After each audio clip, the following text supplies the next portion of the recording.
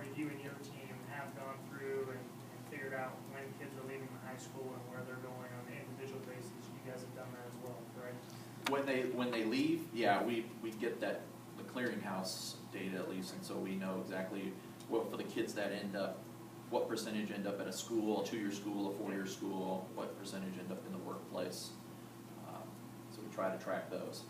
I'm just really curious about the different cultures. We have so many different cultures. So I just wonder if there is some patterns of particular cultures being more successful than It's not others. really cultural, it's more educational experience, what they come to us with. It really is an Have they had any individual. formal education or not? It's not as much any culture. It's really individual, an individual basis. You almost, when a student comes in, it's a clean slate. You have to just, you know, really poring over those educational records to see, you know, we may have some students coming in a refugee status in the same group of students. One will have had chemistry and physics and upper level math, and then the next student that you look at hasn't been in school since the 2nd grade.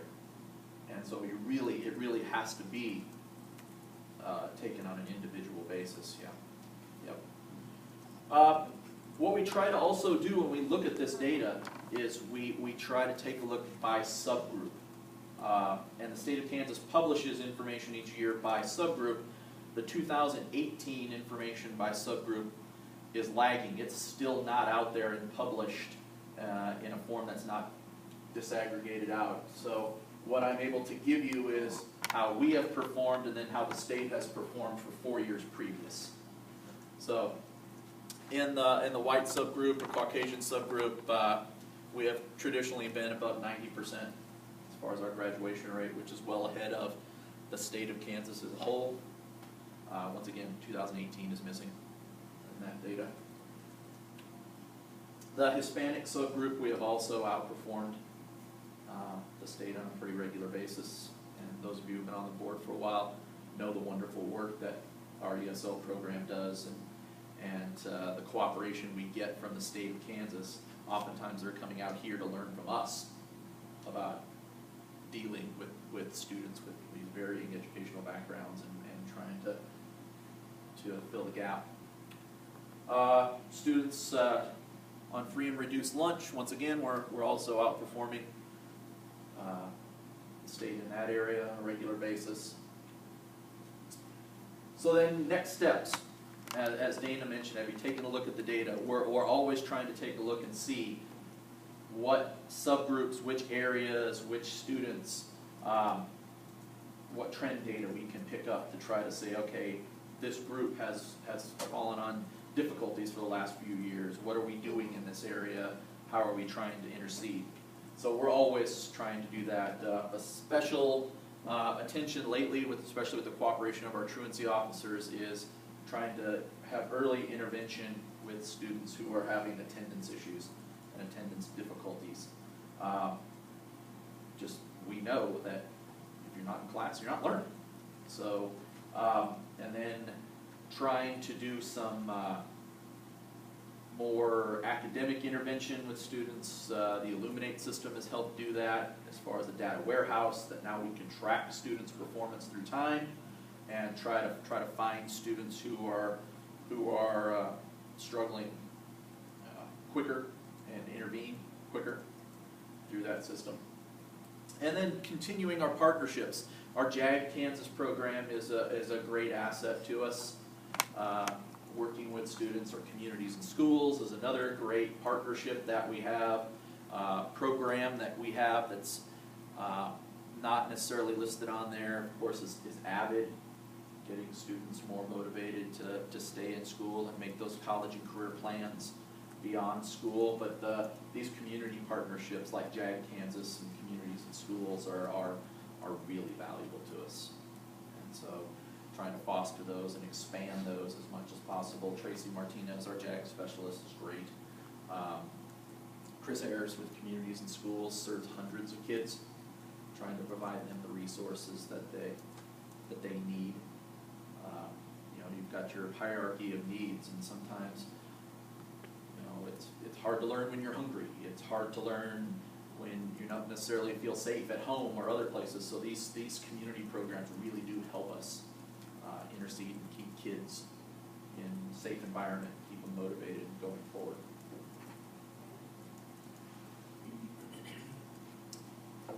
Any further questions on? I do think the partnerships that we're having with Compass too would be helping. I mean, because on top of the things that you were talking about, making sure the kids' mental health is also important as well. Yep. And then, I don't know if you guys knew this or not, but the court is actually changing how they're handling truancy to a certain degree too. And if the kids think if they're truant and they think they get the third Friday of the month off, they're now wrong, because now they're coming to court that day. So instead of pulling them away from class on Monday or Tuesday, like we had been, third Friday of the month is now truancy docket. So, they're really Which is showing their up for day their. off for what we would normally do professional development, so, Yeah. yeah. Interesting how they get to go to, yeah. But we've fortunately, because of our new partnership though, we've had fewer students at that situation, and we're intervening with parents, intervening with kids quicker, so that they don't fall into that situation. I think our partnership in that area has been, with the sync group, has been really, really good. Steve, do you have any statistics on the number of kids that are held back 2 to 4 years of high school? We do collect each year. We have to turn in an at-risk report. We have the statistics, but I don't have it on the top of my head or with me. But yeah, the number is not great. It's been a lot. It's gone down quite a bit since we started with the new building. In our last year at the old high school, I think we were looking at somewhere close to 70 students didn't have the credits to become sophomores after their freshman year. But after just 1 or 2 years at the new Garden City High School in their freshman academy, that number was down in the 20s or below. And so it's made a huge difference just in that.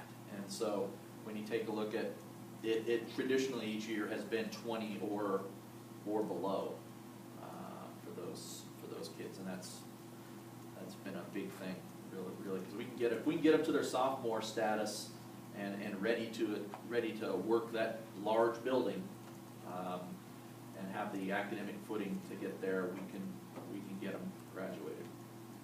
So is it just going to a new building, or what specifically? I think The it's academy set up?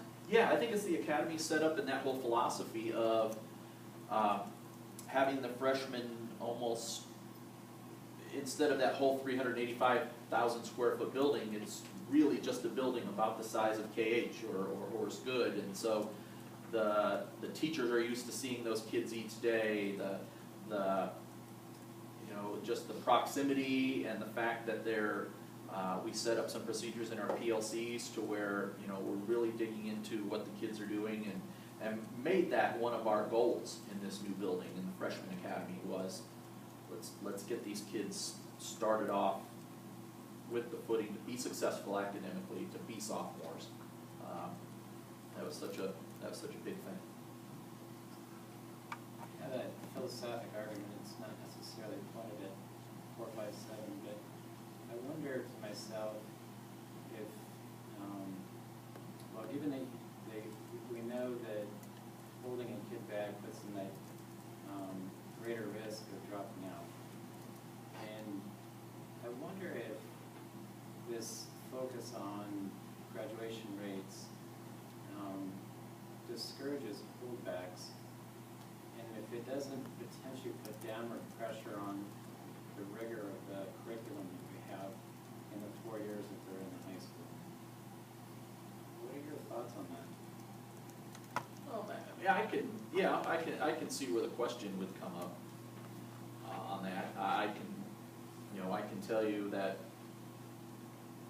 I think from what I've seen with our kids that are struggling, I think the rigor is still there. We don't track them any different than any of the other kids as far as their classes that they're in. So they're still in, an algebra class or the geometry class. We don't necessarily say, hey, you're going to be pushed apart and have a different academic expectation.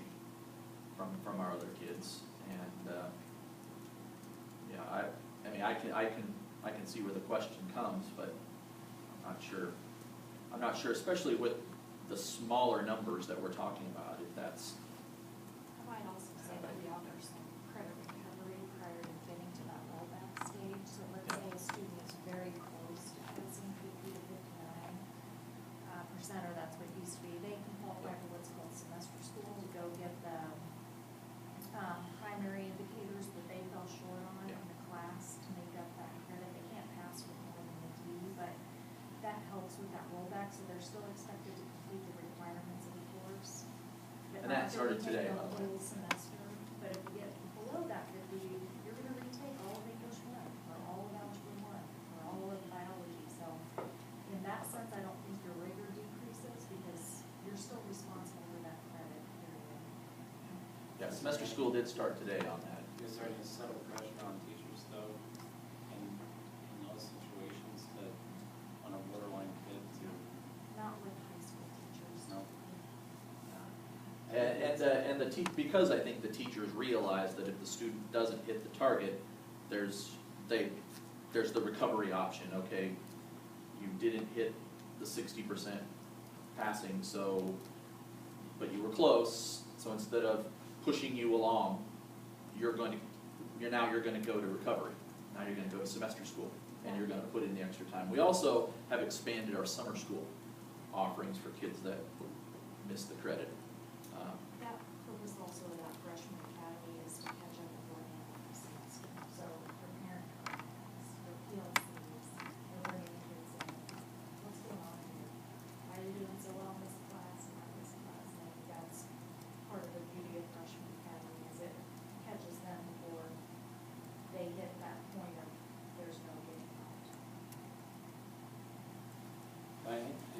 My experience with all of you and people that I've met in high school has been that your outreach to at-risk kids, to all kids, is incredible. And the different pathways you have for them. It seems like you've scoured every corner for the way to try to help these kids finish their education. The troubling part to me is in the ACT scores. So we had, and I can't remember the numbers exactly, but we had roughly 172 kids take the ACT last year, and out of that, was it 172 or 200? It's less than half. It's been pretty much between 180 and just over 200. So That's been an average. Let's say 180 kids who took the ACT, and out of the 180 kids who took the ACT, which is less than half of the class, we have a minimum score that's considered college ready on each section of the ACT. Our highest success rate was in the English department, or in the English section. Our lowest success rate was, if I remember correctly, in the science section. But we had, out of the kids who took the ACT, we had 8% who were actually college ready in all 4 sections of the ACT, which again, my math is a little fuzzy, but that roughly translated to around 20 kids who were college ready in all 4 sections of the ACT. And so 20 out of ballpark 500. Now again, those numbers aren't exact, but you get my bigger point.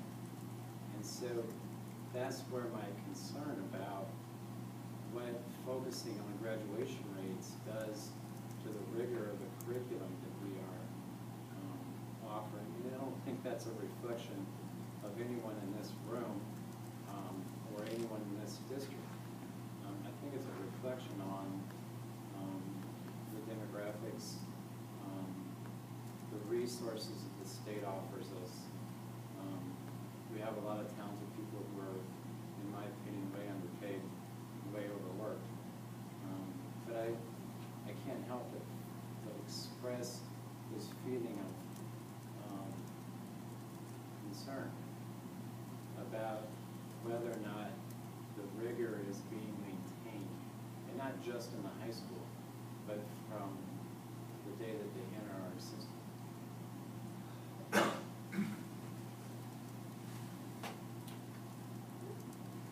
One other question I have that may not relate to this, it's sort of a side thing, it's sort of on the other side of the spectrum of what Dr. Hannigan was talking about.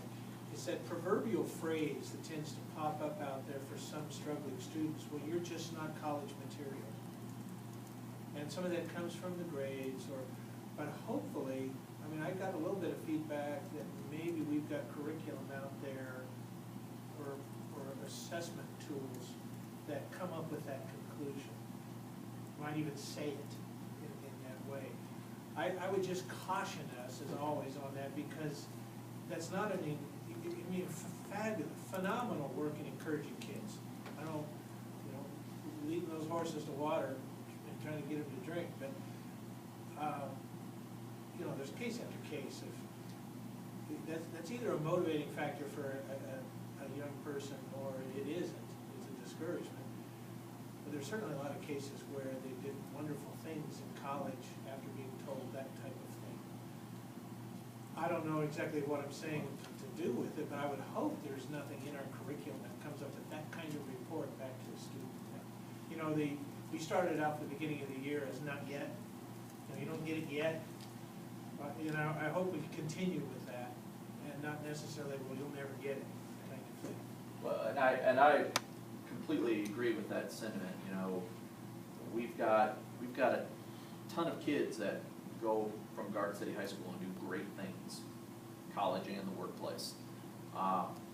When we've got the data now through the clearinghouse to prove that our students are more successful, given especially the risk factors in our district, than the state as a whole.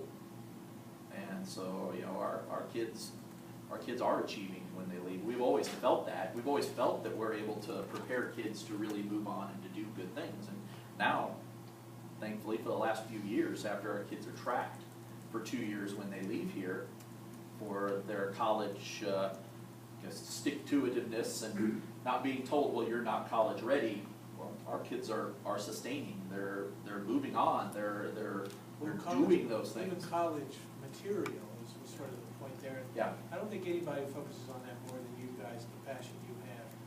But if we've got curriculum out there that somehow provides a report back in that regard, maybe we need to look at that again. Because we seem to be not consistent with the not yet approach. So that was just a comment.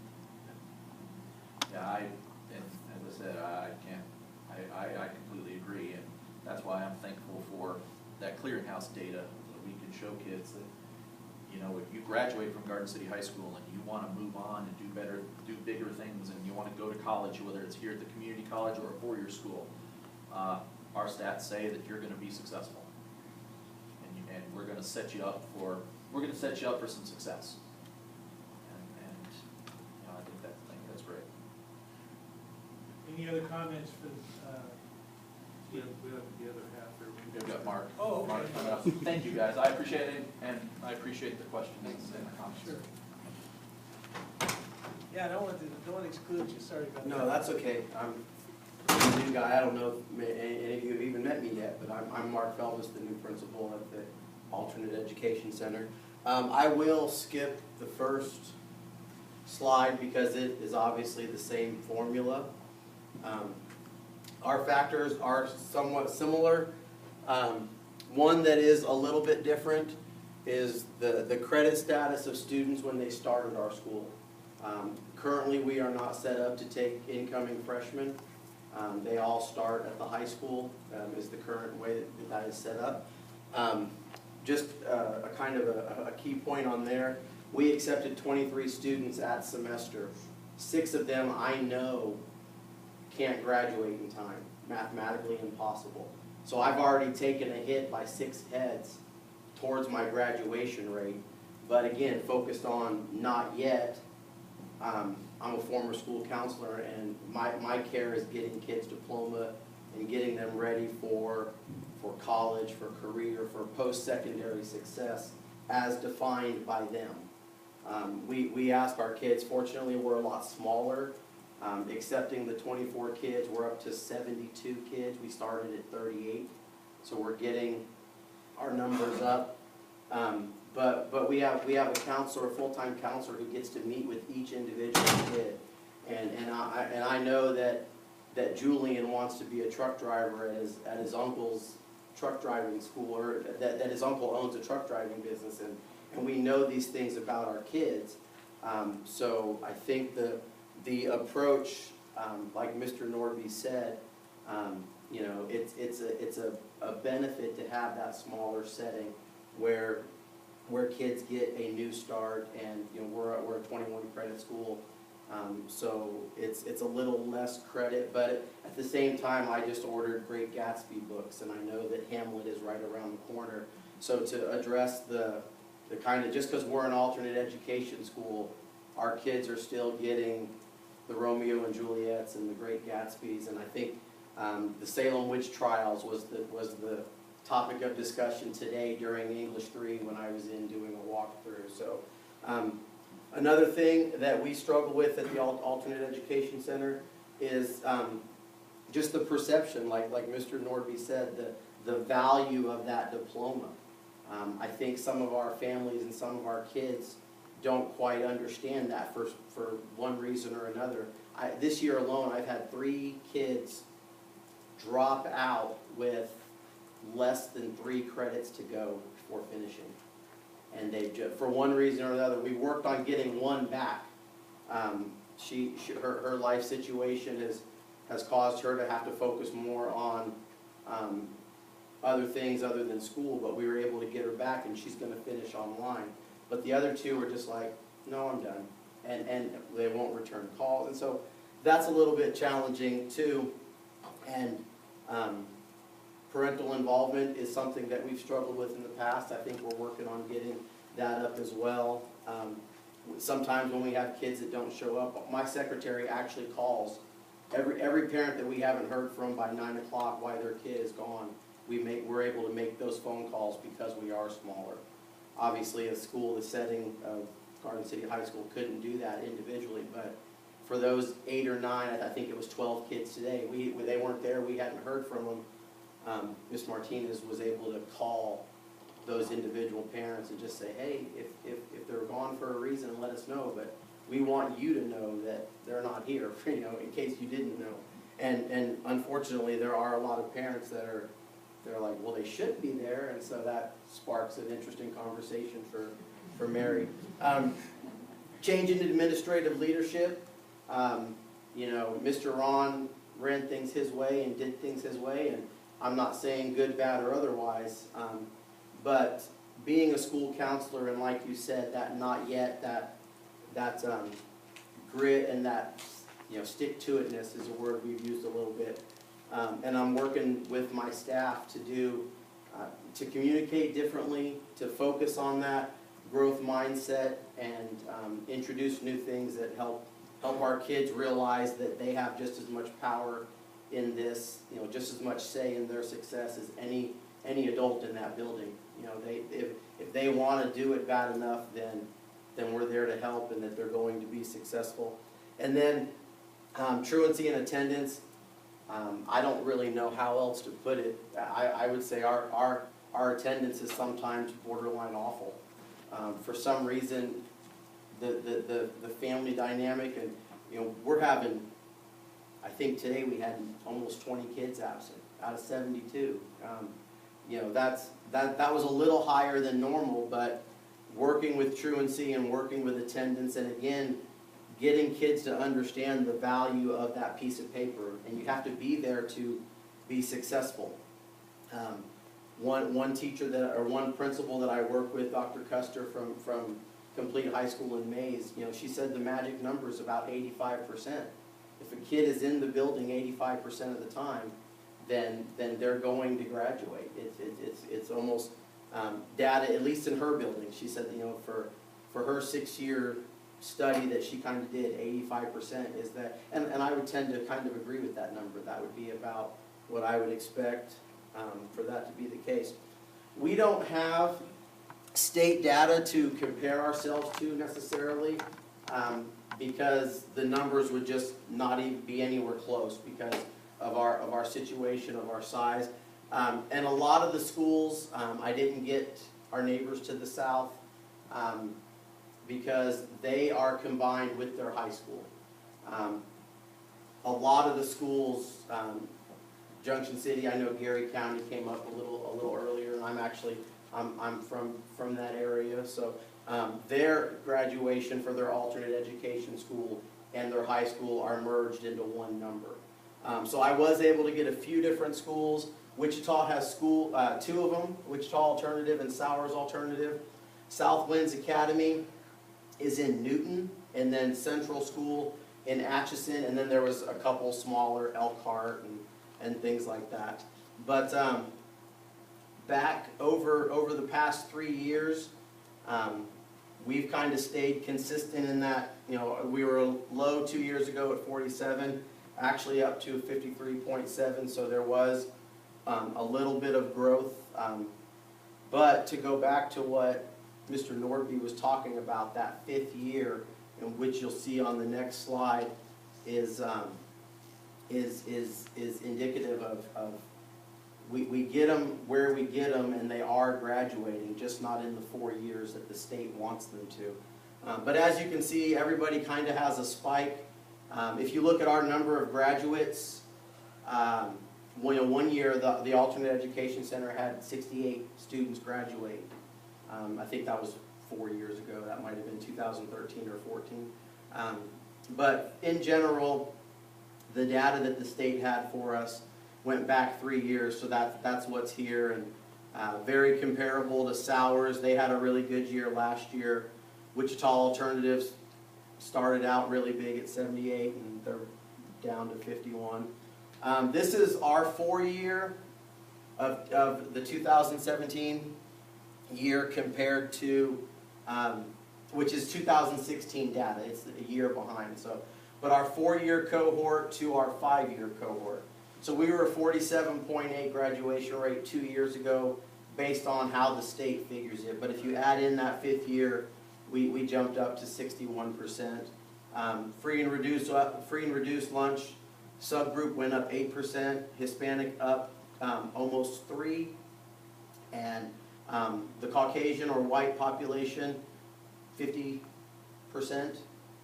increase there, and then ELL, our English language learners, up 5%. So it's not a matter of are we getting kids diplomas, it just goes back to a matter of when. Since 2012, 2013, that the Garden City Alternate Education Center has basically become its own building and its own, this data has been tracked. We have graduated 260 kids that would not have graduated otherwise. And so, again, focusing on that not yet and everybody's success in their own time. I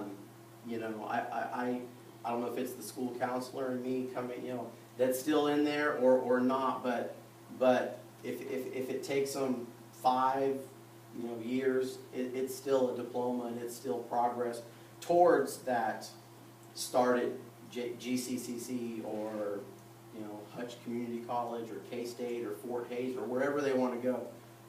It's student-defined success, and that's kind of our perspective on things in our building. So what now? Some of the things that we talk a lot about in our building is offering more opportunity for our kids. District-wide, I think Avid is we're going in that direction. We're starting work studies, a job shadowing program that hasn't typically been in place in my building. I have 2 kids that are going to start next school year, actually in one of them at an accountant's office, and one of them in a mechanic's garage. Parents that are in our community, that students are in my building, that, oh yeah, I do that. I would take a kid on for an hour, so 93 minutes a day. They're going to get to go learn about what they have identified as their post-secondary goal. We have a kid that wants to be an accountant, so we're going to look to give him work study credit to go learn about accounting. It's really twofold. It can either prepare him for what he wants to do, or it can teach him, maybe not, maybe I don't want to be an accountant after knowing what it all entails. So, social emotional character development, again, Dr. Custer, she has a program called 186 Days of Character, and it's a free curriculum, and I meet with the curriculum council here in a little bit as soon as I finish the paperwork to get that meeting arranged. But it's going to allow our students to get credit for a mentoring period that is daily that they currently don't get credit for. So we're looking to do that. Face-to-face electives. Right now, all of our electives are through Edgenuity, which is a computer-based program. We're going to brainstorm and try to figure out ways that we can offer face-to-face electives for our students. Maybe access to a gym or the football field that's across our parking lot, or just a lot of brainstorming at this point. But those are the kind of things we're looking at doing. Continue to address the culture and relationships within our building. A lot of our students, when I started, they have that it's me versus them mentality, and we're working to kind of break down those walls. Get kids to understand that no one's in teaching to get wealthy. They're in teaching because they care about kids and they want to see kids succeed. And so we're working on building a bigger, better, stronger culture.